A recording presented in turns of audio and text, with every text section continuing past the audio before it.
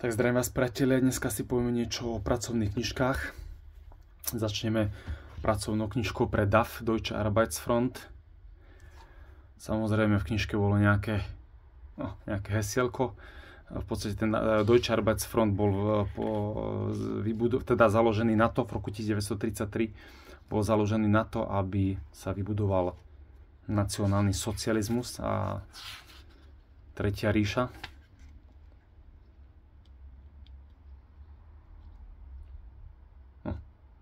Ferbanské rieka, to neviem čo je.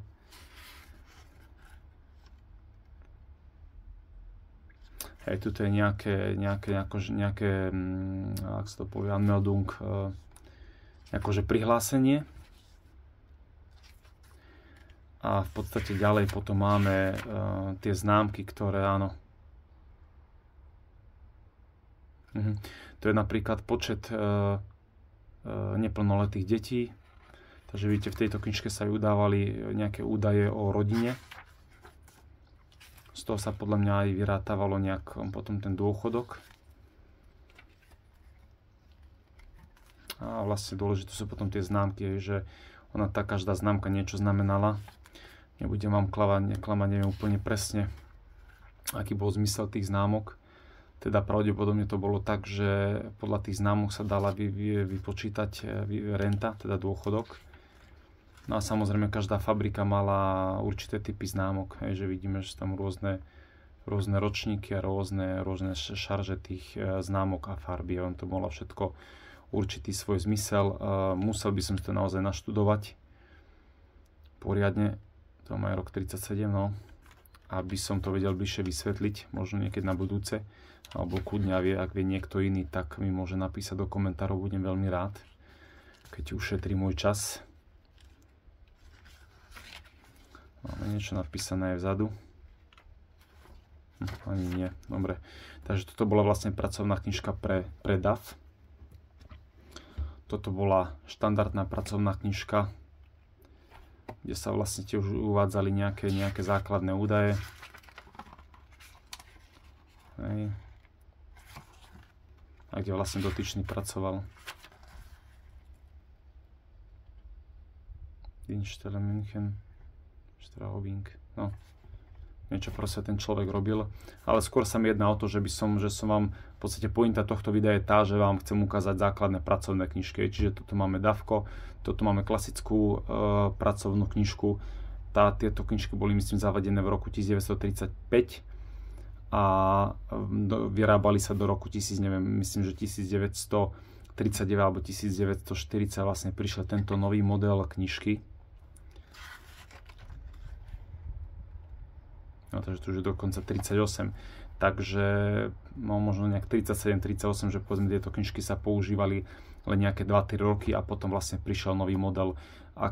Môžeme vidieť, že tie knižky majú rôzne farby, tých knižiek som mal veľa a naozaj niekedy tie farby, že boli hnedé, boli úplne tmavo hnedé, skoro až dá sa povedať čierne ako táto. Či táto dokonca nebola niekde zo Sudieta, ale to som si neúplne istý. Gloria Palast. No tušne, to by som musel pozrieť, no. Čiže potom boli tmavé, no a v podstate v 1945 prišiel posledný model, ktorý vlastne sa mal akože zhodovať s tými, dá sa povedať, všetkými knižkami, aj či Soldbuch alebo Verpas a tak ďalej, aj tými vojenskými knižkami.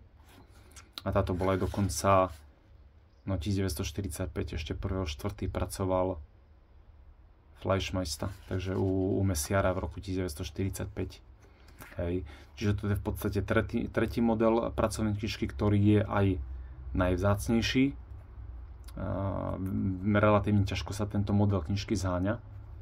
No a potom samozrejme máme ešte pracovné knižky pre cudzincov. To boli cudzinci, ktoré pracovali vlastne v Nemecku, alebo respektíve pre Tretiu ríšu. Inak tieto klasické nemecké pracovné knižky nemajú žiadnu fotku, majú len v podstate nejaké základné údaje o majiteľovi. 13. maj 1945, to je inakšie zaujímavé, no. Takže to už bolo štempelované po vojne. To som si inak aj nevšimol, no. Vlastne 8. maja Nemci kapitulovali. ešte je zaujímavé, že 13. mája ešte stále používali vlastne štemple Tretej ríše. To som si vôbec ani nevšimol. No, ale pointa je tá, že v podstate tieto pracovné knižky pre cudzincov mali aj fotku. Hej. Máme nejakého fešáka v obleku a bol to Talian. Môžeme pozrieť, kde pracoval. No tak toto neprečítam bez šance. No, to je jedno. Takže v podstate toto sú základné pracovné knižky Tretej ríše, aby ste mali troška obraz, ako to vyzeralo. Hej. Takže to len tak skrátke nejaké základné informácie k pracovným knižkám. Prajem ešte pekný deň a ďakujem za pozornosť.